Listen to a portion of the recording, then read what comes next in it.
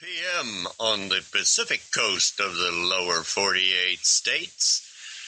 Hello, boys and girls and all the ships at sea. It is Hump Night. That's Humpty Dumpty Night, Wednesday, February 18th, 2009. My name is Ace Lundon, and this is Lundon Calling, the talk show you've been waiting for. The internet podcast talk show that could get you high. Yep, you could become a podhead. Oh, dear. Welcome, all you wild and wonderful weirdos out there in Podland. Thanks so much for tuning in to the live show. You can listen to it on the download or whatever you call it, beginning at midnight, Mountain Standard Time, Fridays, following each live show. Pre- and post-show music is provided by Sonic Eccles. More information is provided on our website about Sonic. And I'm supposed to warn you in advance every show that if you have virgin ears, don't listen. I have a potty mouth. Oh, well. My co-host is a non-bonger ice tinkler from Atlanta, Georgia, who doesn't really have much of a potty mouth. Lancelot, oh, lovely Lancelot, are you there? I am, dear. Can you hear the ice tinkling in my glass? Oh, yes, let me toast you. There you go. I love it. Okay, are you going to watch the Oscars? I think this year, yes, because of milk. Absolutely. Oh, well, how about Hugh Jackman? How about you? Yeah. Actor, singer, dancer, and a hottie. Ooh. I was going to say, that's the first thing on his resume as far as I'm concerned. He is so super talented, I can't believe he's straight. Wow. Yeah. Anyway. he was in that Laughlin thing too, so he has been here right across the river from where I live. He was in Laughlin, Nevada. And folks, hope you'll enjoy the Oscars too. But as you're listening tonight, I want you to know that Aristotle said it is the mark of an educated mind to be able to entertain a thought without accepting it. So anything you hear, or not only on our show, but on anything, entertain the thought. You don't have to accept them. Think about it. Think about them, though. Robert the Bruce from Scotland said, "We fight not for honor, nor for wealth, nor for glory, but only and alone we fight for freedom, which no good man surrenders but with his life." Folks, we have kind of an activist type of show, and we are fighting for the freedom, basically, that all human beings on our planet deserve to have and to live with. So you'll kind of know that about us. I heard from a number of people this past week, but one I've got, she said, how wonderful and strange to find a kindred soul through the internet, and looking forward to downloading my next fix, she says, of Lundon Calling. Love and big hugs. And that was from Pat Remedios Leroy in London, England. She is in social work there, has her MSW, and works over there. How about that, folks? We got a London listener. Well, at least one, and I know more. London listener to London Calling. Yes, and I know a few others, too. And I heard from someone in the state of California, where she said that she had just downloaded all of the past shows onto iTunes, and she said she is listening to them on her lunch breaks. How about that? That's kind of interesting. It's Black History Month. Bi-generational fruitiness is spreading. I'm having a little bit of a problem hearing you, so you can move into your mic a little bit closer, Lance. Anyway. How's this? Oh, it's much better. Much better. Okay. You were just tinkling the glass a little too much, maybe. Okay. It's Black History Month. I think you need to ask me what I'm drinking, Ace. I think that needs to be part of the show. Oh, well, certainly. And what is it besides tomato juice? Oh, that's so not a cocktail for me on a weeknight. That's a Sunday morning thing. Oh, okay. I'm a committed vodka tonic drinker. Oh, and yeah, but I'll tell you, my friend Rob, who has a big citrus grove down in Central Florida, every now and then he will bring bushels of fresh citrus fruit up here to Georgia for me. And not long ago, he brought 1.5 bushels of grapefruit. So I squeezed it and it produced, I think, 1.5 gallons of liquid. Wow. I love grapefruit, but I can't eat grapefruit or drink grapefruit because I'm on that medication for high cholesterol. And well, then I'm drinking for the both of us. Okay, that's okay then. And I'll go back to this. It's Black History Month, folks. Now, listen, they say that the U.S. is an ethnic melting pot. Well, yes, we are definitely ethnically melted, and sometimes I think we're going to pot. But whatever you do, folks, whether you're red, yellow, black, brown, or white, or maybe anything in between, learn what Black History Month is all about. And I'm not going to say any more. You have to do the learning, Start looking into it. Okay? That's just for your own benefit that you do this. And folks, I want you to check this out from South America. A magazine called Full Spectrum. Federico Freire Monroy has done this magazine. I don't know if he's done it alone or not, but we're going to put on our website where you can check into it. It's an excellent magazine from Uruguay, South America. And Federico did an interview with Shirley Phelps from the Westboro Baptist Church. That's that nutcase church. Oh, hey, she's not just from the Westboro Baptist Church. She is. She's Fred's daughter. Yeah, she's a nutcase. Anyway, he did an excellent interview with this woman. Dare I call her that? He really did. There's also an excellent article in there, MTF transgender icon Colette Richard. So check out our website, look into the Full Spectrum magazine, become familiar with it. This helps us.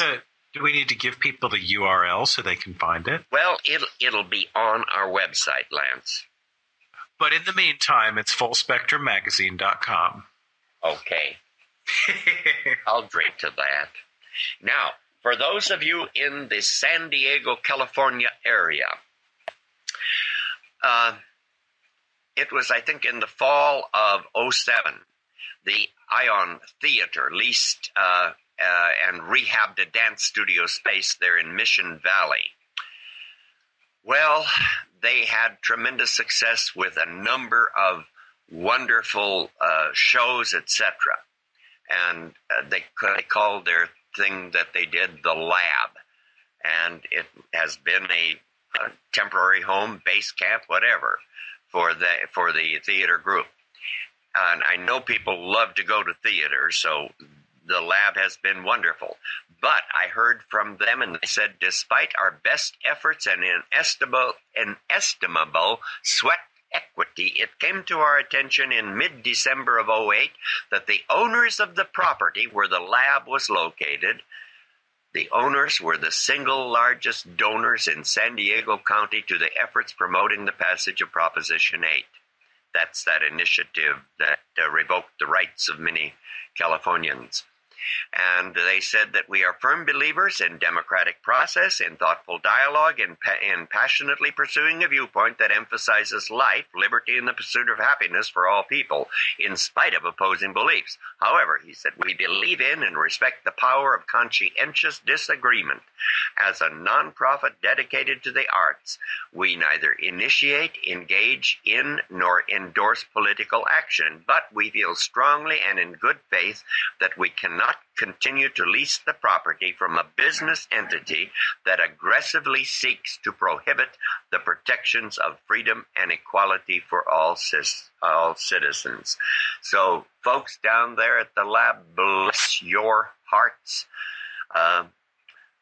Claudio Ragosa, the founding executive artistic director, and Glenn Paris, the producing artistic director. Bless your hearts. And you'll have to find a new place, but I swear to God, we got to do something when people start trying to trample on us. And, talk about what they've been doing down there in San Diego. You know who the legendary Lena Horne is. Well, she's been nightly filling to capacity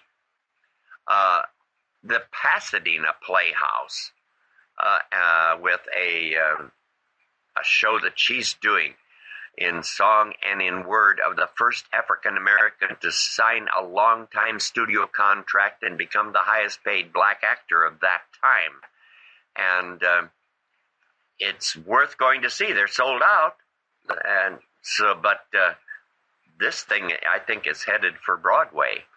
Man, oh man. It's just something for those of you in the Southern California area that you can check out. The arts. Pasadena Playhouse. Wow. I had a 4-year scholarship there. Brings back a lot of memories. Oh, folks, we had a wonderful guest.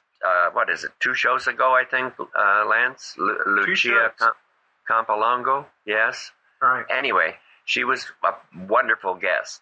The author of the book, Lucia's Survival Guide and Cookbook. And so this one, Lucia, is for you. I call it the obedient Italian housewife. Obedient, but not stupid. There was an Italian immigrant man who had worked all his life, had saved all his money, and was a real miser when it came to his money. And just before he died, he said to his Italian wife, "When I die, I want you to take all my money and put it in the casket with me. I want you to take my money to the afterlife with me." And so he got his wife to promise him with all her heart that when he died, she would put all the money into the casket with him. Well, he died. He was stretched out in the casket, and his wife was sitting there dressed in black. What else? And her best friend was sitting next to her. And when they finished the ceremony, and just before the undertaker got ready to close the casket, the wife said, "Wait a moment." She had a small metal box with her. She came over with the box and put it in the casket. Then the undertaker locked the casket down and they rolled it away. And her friend said, "Girl, I know you were not fool enough to put all that money in there with your husband." The loyal wife replied, "Listen, I'm an Italian Catholic and I cannot go back on my word. I promised him that I was going to put that money in the casket with him." And her friend said, "You mean to tell me you put that money in the casket with him?" "I sure did," said the wife. "I got it all together, put it into my bank account, I wrote him a check, and if he can cash it, then he can spend it." Amen. Love it. Ciao, Lucia. Ciao, indeed. As Victor Borges says, laughter is the shortest distance between people. And that little amen thing reminded me of this. My mind, is kind of scattered thoughts from a scrambled brain or whatever you want to say. Amen. Amen. We say it. The Muslims say it. The Jewish people say it. The Catholic people say it. The Protestant. Amen. Amen. We say amen a lot. And I got to thinking about that. It's in my head here. Amen. A long time before all of these others that have been using the amens came along, one of the names used to refer to the Egyptian god of creation who created the universe. He created the universe by masturbating, with the universe being the ejaculate. That Egyptian god of creation was Amen. Amen. Amen. Ra. Oh, like Tutankhamen. No, Tutankhamen was later. Amen was the god. But you can see, like they stuck that name at the end of their names. That's really yes. cool. And so today we, as a result of maybe the Israelites wandering in Egypt for so long, picked up Amen and started using it, and now we're using it. The Muslims use it. Everybody use it. Well, anyway, that's the way it goes. So just you don't have to believe anything we say. Just do what Aristotle said. Entertain the thought. Think about it, okay, folks? That's right. Be a good boy and girl. Lance, what would you do if a loved one asked you to help them to die?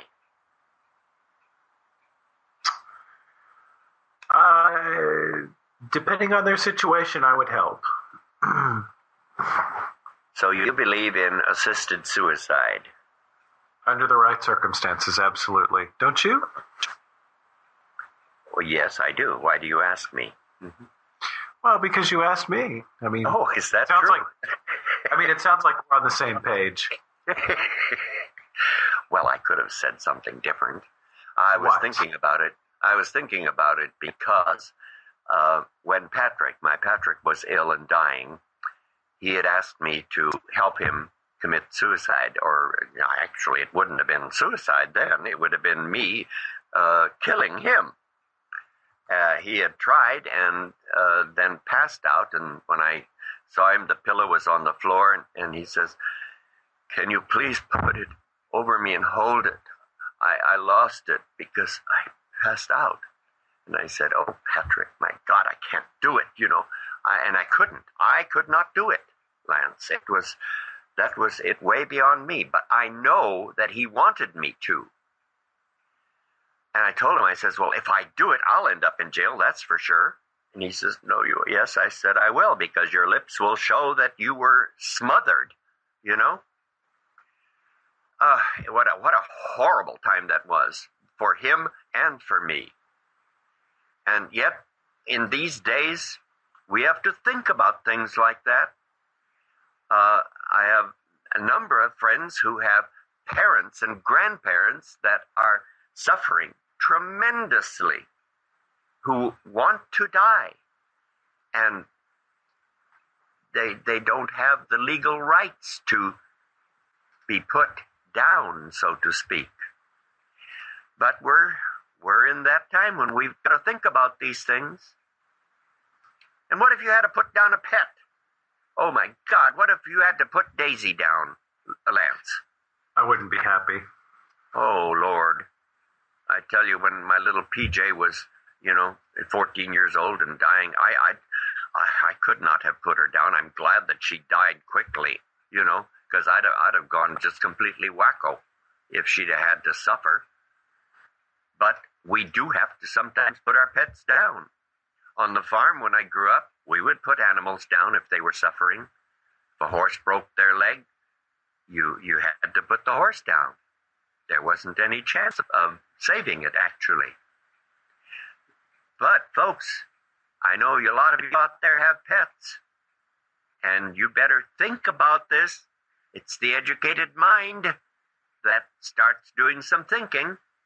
What if you've got a pet like that poor woman with her pet chimp that attacked someone, and they had to kill the chimp? Think about it. What about if you had a dog? So many of these dogs that are what do you call them? Pit bulls. That's what Daisy. A lot of them have had to be put down.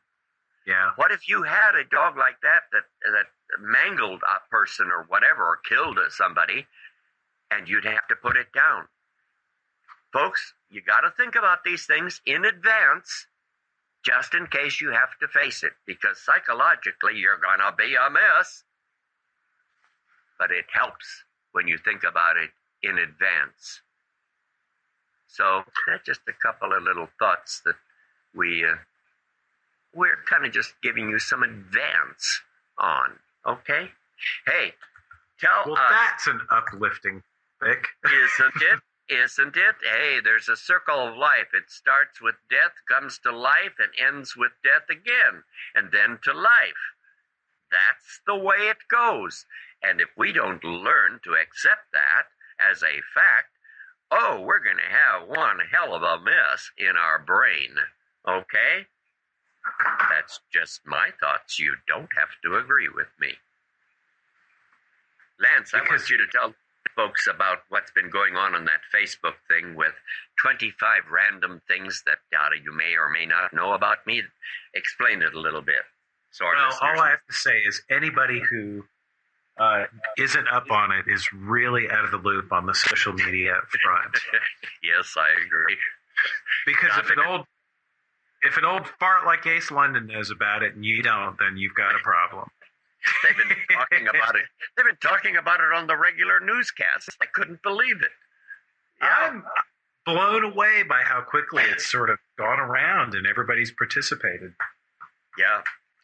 Like you said, it's not something usual for you to do, but you weren't into sharing anything confessional and revealing. Yeah, it's not normally my thing, but I had a couple of people, do the whole, make a post and then tag me, and I thought, oh, well, I sort of believe in reciprocation, so I went ahead. Yes. So I figure, okay, let's do a little bit of back and forth on yours and mine, because I posted mine also. Mm-hmm. Oh, we're just pulling up our skirts and revealing everything, aren't we? Oh, dear. Goodness sakes. Goodness sakes. Bless our hearts. Ha! Indeed. Okay, let's see. You say you don't get food cravings? I really Ever? don't. Not really. It's just kind of not my thing. I really don't. If I get a food craving, it's a physical response to something that's going on with me, like there are comfort foods or whatever, but I don't just sit like you smoke too much grass and you got the munchies? Exactly. Oh, no, you don't smoke grass. I'm sorry. That's me once in a while. One of these days I'll grow up and smoke grass, just like you. It's been a long time, but I have fond memories. Mm-hmm. Anyway, what's your favorite food then? Oh, gosh, my absolute favorite. Well, I'm a complete carb lover. Little like anything that has to do. Oh, yeah. Well, I keep it in check, but nothing makes me happier than a big bowl of pasta or rice or a big old baked potato or something like that. Yeah. Sounds good to me. Well, it's better to keep it in check than in the girdle, so that's good. There you go. Yeah. What food do you like to cook? What food do you like to cook for people then? You know what I've been making lately for about the last few years is I really make a lot of comfort food, and I don't cut any corners. I mean, I use chicken stock and salt and heavy cream and all the ingredients that make it taste good. So whenever my friends are like, "Golly, this is really good. What's your secret?" I'm like, "Well, there's probably a stick of butter in it." Yeah. I'm that person. I'm like, yeah. Well, heavy cream, butter, chicken stock, and salt can pretty much make anything taste wonderful. Well, my favorite dish that I wouldn't mind cooking for people is southern fried chicken, corn on the cob. Yes. Actually, that wonderful corn, yes. Fresh corn on the cob, mashed yes. potatoes, and chicken gravy. Mm-hmm. That's my favorite. Have you ever made 2-day fried chicken? 2-day? No.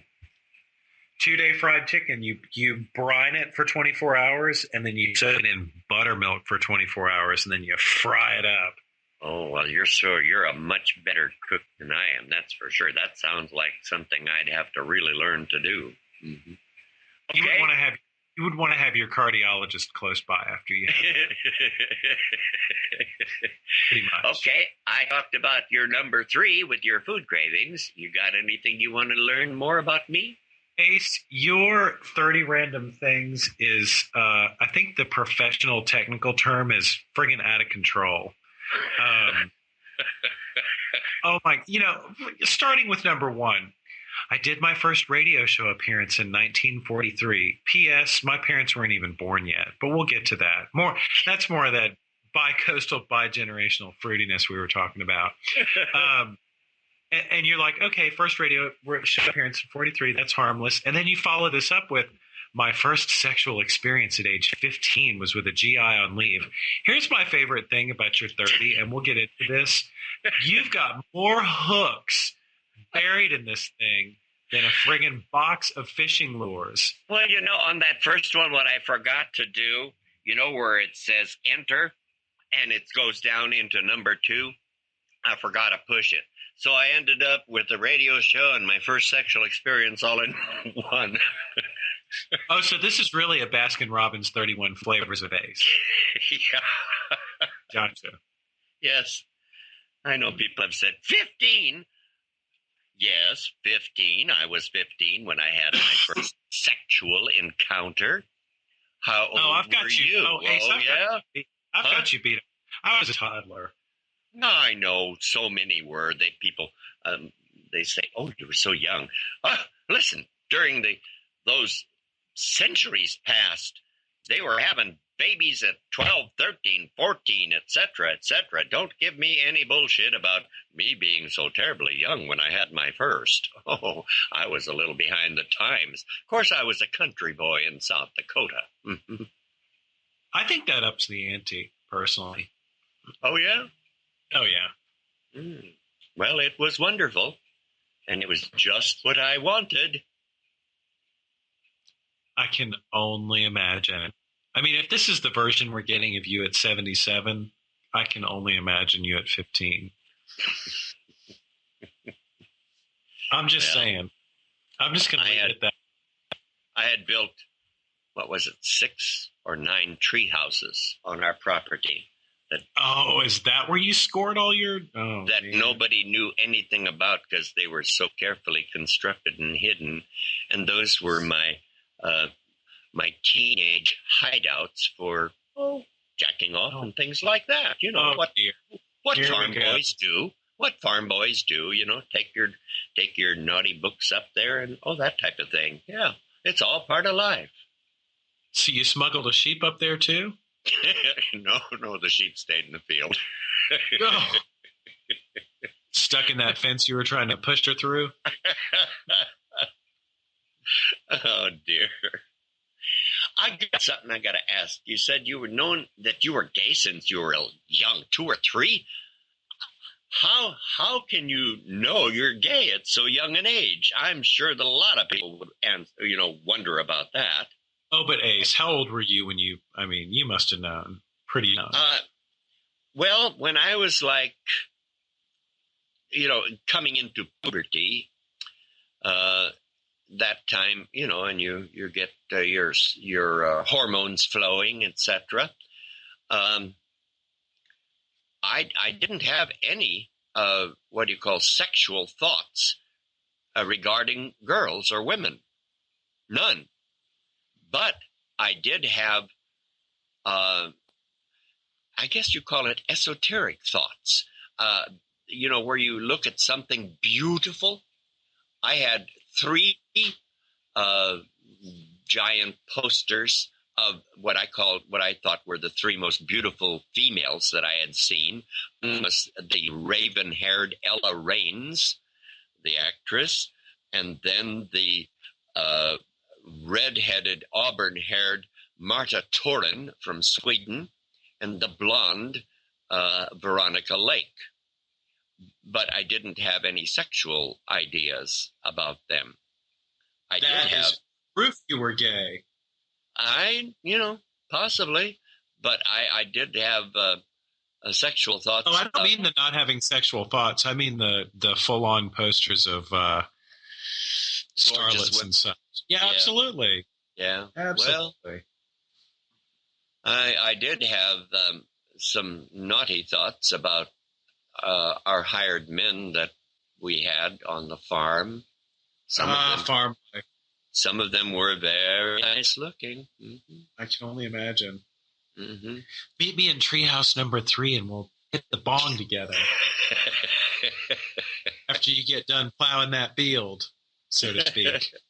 Well, now tell me something. You said that you had a dream that you couldn't have known in your waking hours and that you didn't understand until years later. What is that?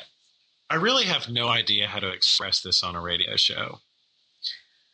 But, no, I mean, I had a dream where there were things going on in the dream, and I felt a certain way about them, and I had no idea what they were, and it wasn't until years later that I figured out what it was. And, I mean, I really had no idea what the dream was about, but it was so different.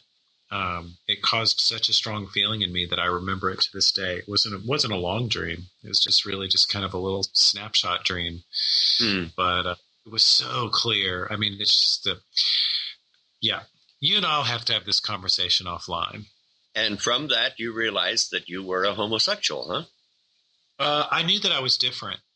I knew that I was different. And like I said, because the dream covered things that I just didn't even have a vocabulary for. I mean, I didn't wake up at 3 years old and go, oh, okay, I'm gay. I was like, wow, that was really different. But, at the time you just assume, well, that's what everybody goes through. So, yeah, well, I always felt I was different too, but I thought it was because I was artistically creative and all that sort of thing. Therefore, exactly. I was different.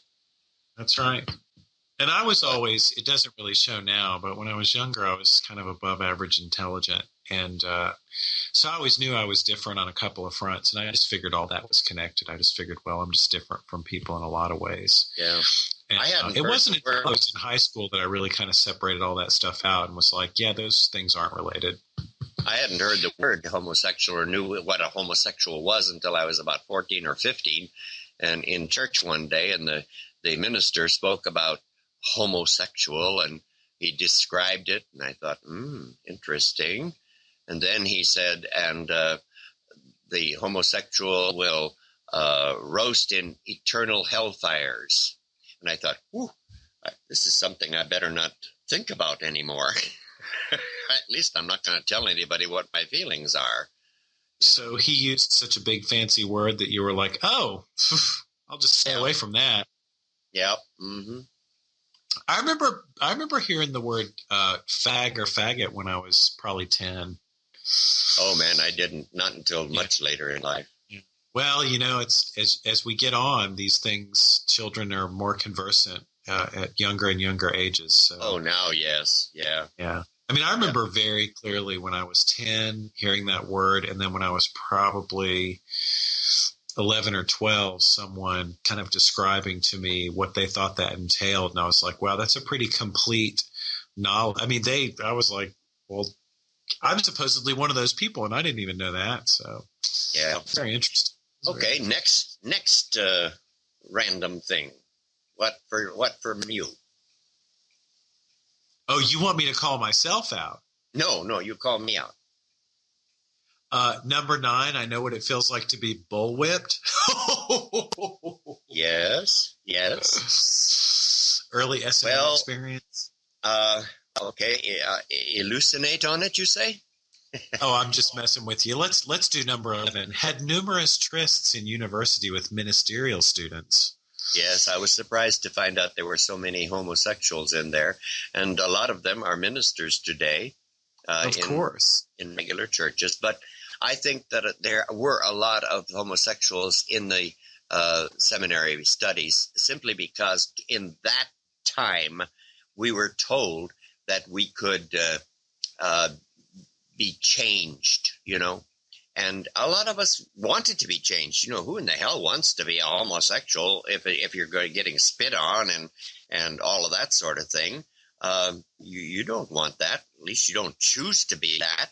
So we went into the seminaries, and that's probably why there's so many gay ministers and priests, etc. In my age bracket group, Absolutely. Yeah, I was shocked though. I was, because I was there with all sincerity trying to figure out how I could not be who I really am, and I found out that I am who I am. Like Popeye said, I am what I am. So it took a while. Mm-hmm. Tell me, okay, so let's back up a step. Tell me about number 10. you were blackmailed in the 1950s? And Yes, I was. follow this up with, and oh, by the way, I could have easily become a full-time hoodlum. So you were kind of part-time in it, like freelancing it? Yeah, I got involved in stuff that I never dreamed I would. I was blackmailed when I was 18, I believe it was, yeah. And this man you see, he was smarter than I was. He was, I don't know what he was, around 40, I guess. And, our paths had crossed, etc., in my job and things like that. And he evidently had noticed the way I might look at other males, etc., and put two and two together and came up with 4. And because he knew that I was making good money and things like that, he, I don't know if he hired him, but he got a young man who was 17 years old to put the make on me, and I fell for it. Only it was photographed. But what was in it for the blackmailer? I mean, what? Well, he said that if I didn't pay him money, he would tell my parents in South Dakota. He would tell my agent, my modeling agent. He would tell where I was working, everything. And all I could think of was my life would be totally wrecked if all of that came out, because I would lose the job, I would lose my agent, my folks would be devastated, etc. So I had no alternative, I thought, than to pay him. And in the 50s, this was a lot of money, but it was $1,000 a week. Wow. And because of my other acquaintances that I had run into, some of them were with what is called the syndicate. We were talking one day, and he says, "Ace, how are you doing?" My name wasn't Ace then, but anyway, he said, "Ace, how are you doing?" I said, "Okay." He says, "I see that you're worried about something." And we got to talking, and he found out what was happening. I told him that I was being blackmailed. And he says, "You want some help with it?" Wow. And it took us over half a year. But when they arrested the man and found out that he had so many thousands of dollars extra in his bank account, which he certainly wasn't making in his job, and the fact that the police found so much heroin in his house, they thought that he was selling heroin. Actually, I started dating the daughter of a police chief, and that's how it all came about. But I could have easily gone on during that time afterwards and been a great help to the folks in the syndicate, because they wanted me to.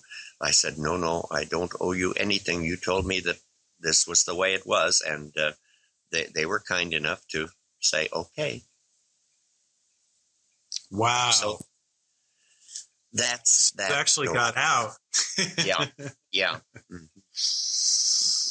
But I ended up anyway doing some things that I wish that I would have never have done, and it paid them off. But that was it. Yeah. And as far as being bullwhipped, well, that was my dad on the farm. He was a rather rough man. What's a bullwhip? I mean, literally, that's that. The whip that they use in crack. It goes. So it's the one big long piece of leather. Yeah. Oh my God! How many times did he hit you with it? Like how many lashes? Well, I can't remember what I did, but I'm sure I was to blame for whatever it was. But Dad really was upset, and he told me to get into the horse's stall, and take your shirt off. And I took my shirt off, and he says, "You better grab a hold of that manger." Goodness. And I did, and crack, right across my back. Mm-hmm.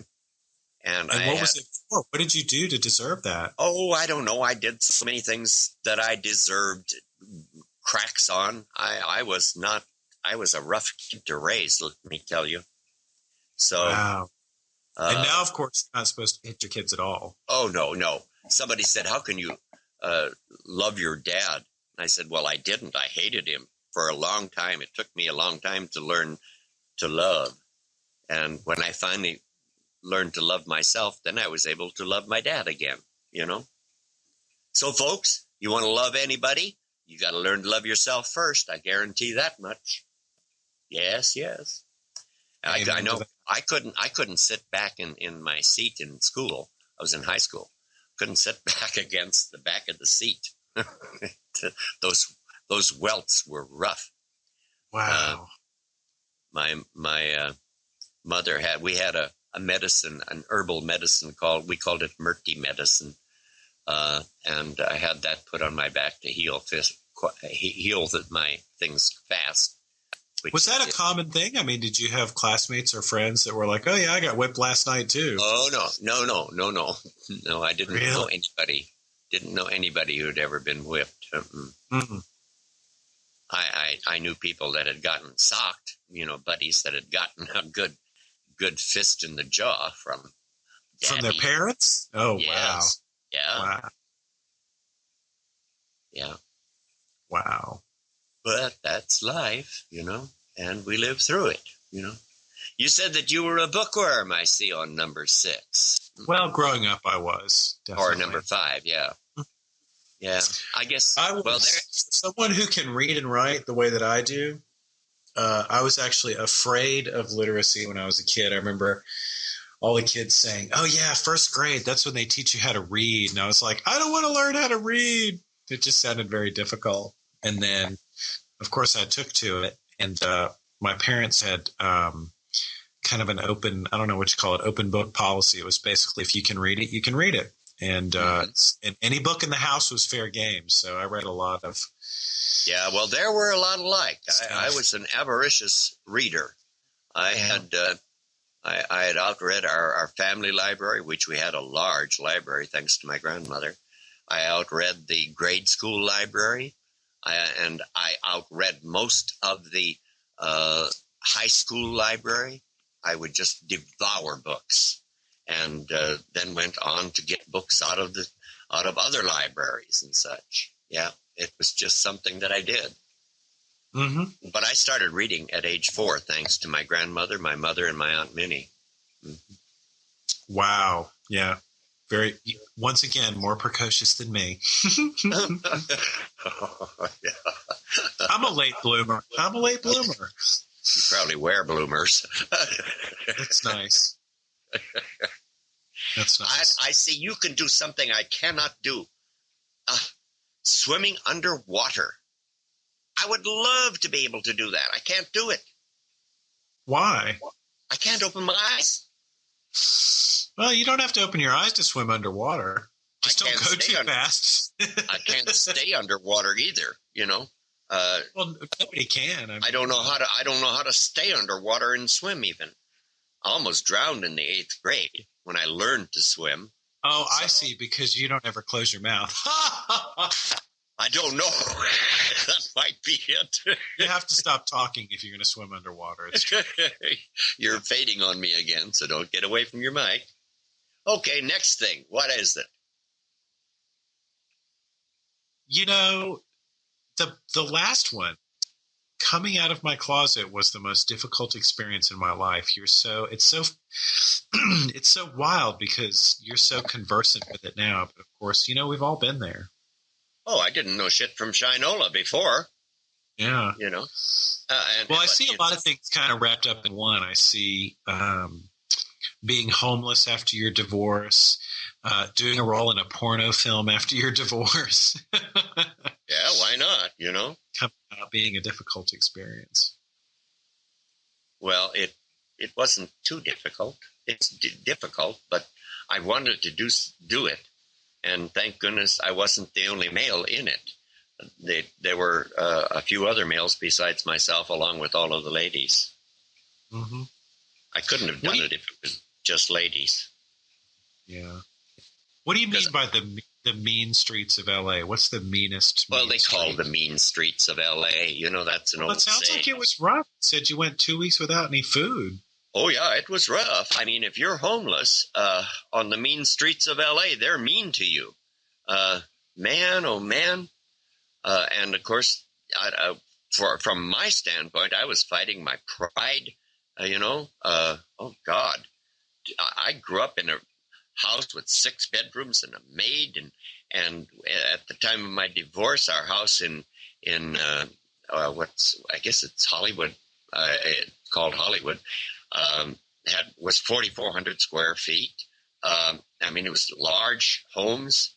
And now all of a sudden, here I am.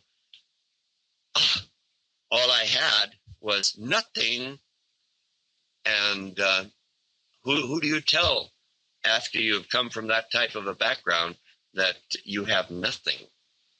My pride was just, hanging me up. And so I just tried to survive. I didn't know where to sleep or how to sleep.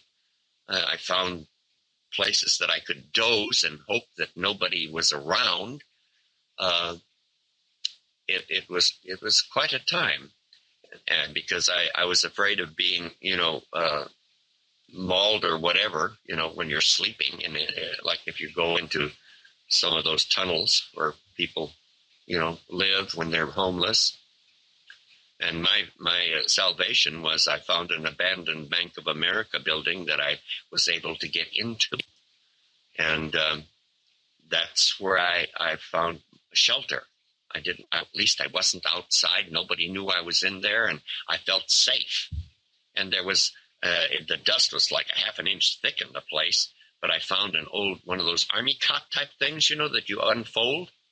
So I actually had a bed, and I laid down on that. The first night or the first morning when I woke up, I had so many spider bites that my legs were so swollen I couldn't bend them. Whoa. Yeah. And finally I must have become immune to the spider bites because they didn't bother me so much as time went on. But I was going to say, it's a wonder you didn't get sick off of it. I survived. And you really did. Everyone later said, because I was down in what they called Blacktown, and they said, "Weren't you afraid?" And I said, "No, I wasn't." And they said, "But you were probably the only white person around." And I says, "Yes, so." And they says, "Well," I said, "No, you're not afraid of other human beings, and I never have been afraid of other human beings." And I felt perfectly at ease, with being in Blacktown as the only little stark white there.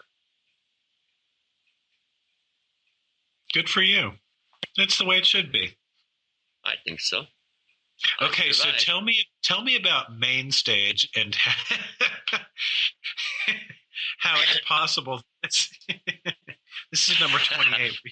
Oh, number 28. My favorite table games are Scrabble, Canasta, and oh, by the way, a board game I created back in '75 called Main Stage. It's for family fare or adult strip poker. Yes, we played this. Some friends of mine, we played this. Oh God, I don't know how many months on end to see if it was workable as a board game.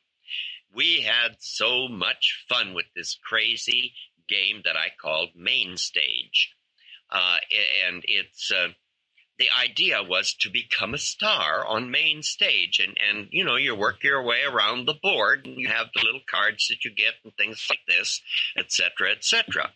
And it's all fun. Parents with kids could play it, et cetera, et cetera.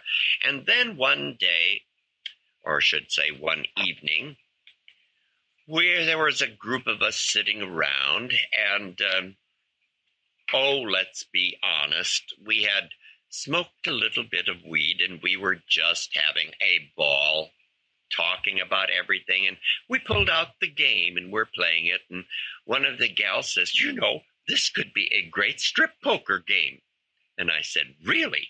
And she explained it, and we talked about it, and sure and of course, when you're enough, high, it makes perfect sense. yes, sure enough. And so we played it, and yes, it worked.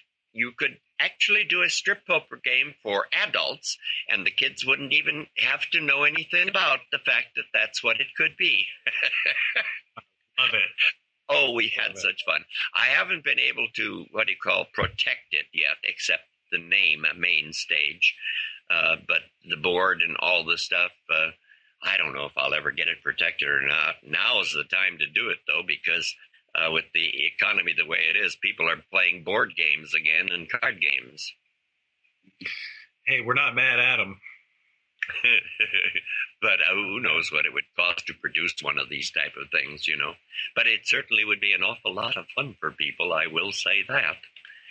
But, my mind has been a creative mind all my life, and I created the main stage game. I created a headwear that is patented that I called chapeau à la main, or hat in the active hands.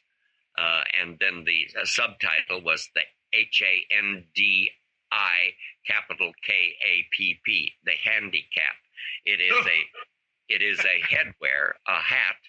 I guess there's no other way of saying it. It's a hat, but it's very high class type of thing that I made for people. Sold them for, I think, a minimum of $60 each, and depending upon the type of material they wanted, etc., that could go up into the hundreds and hundreds of dollars for the hats. But it's quite a hat with quite a history.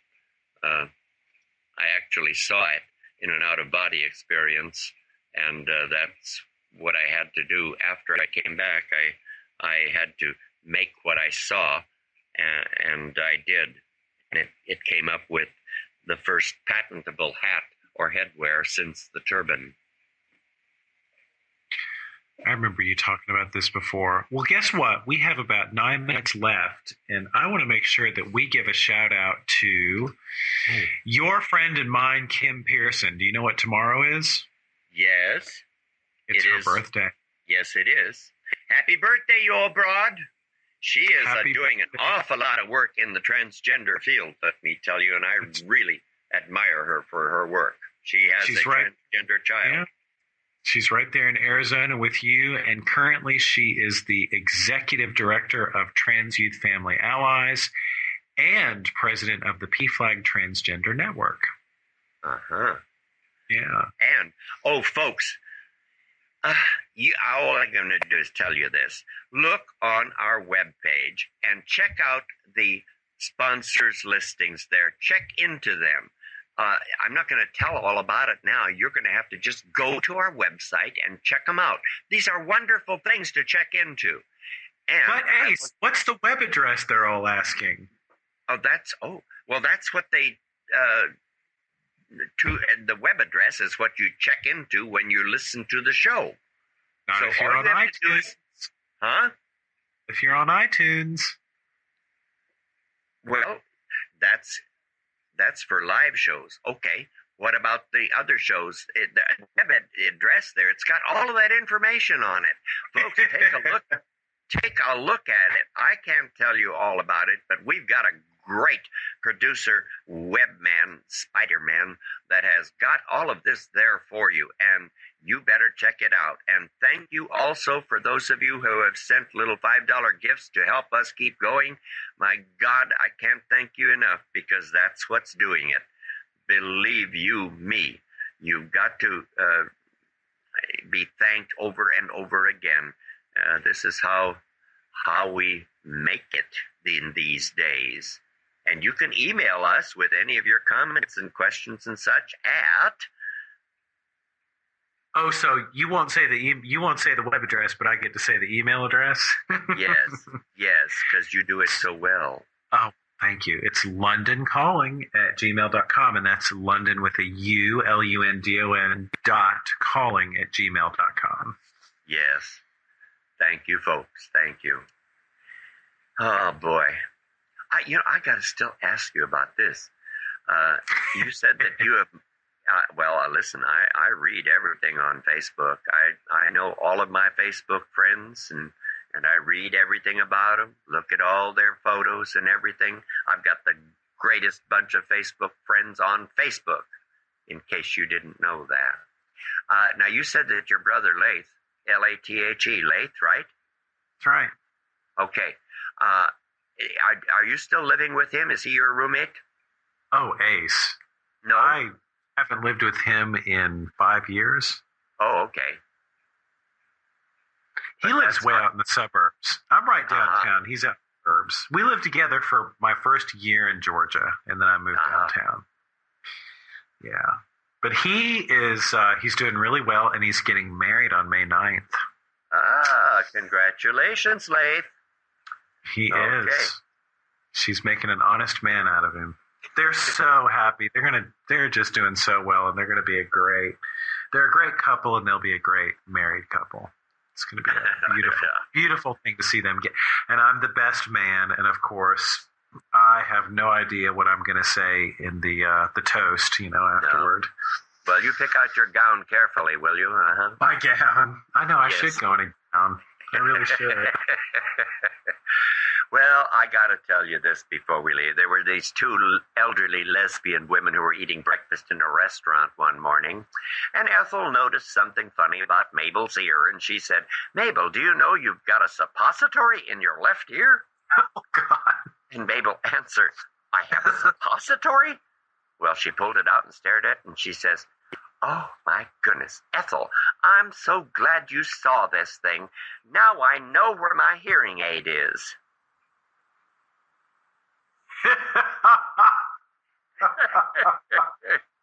I love my lesbian sisters. Oh, Ace. Oh, Ace. Oh, dear. I'll tell you. Well, we'll have to continue our discussion on these 25 things because there's a lot of them, and I still have a lot of questions about you that I want to have answered. Oh, dear. Okay. Yes. Mm-hmm. Because there's just some things that make a lot of sense now that I know you a little bit better. Yes. Well, thanks to the theological things I put in there, my pastor informed me that he's keeping a file.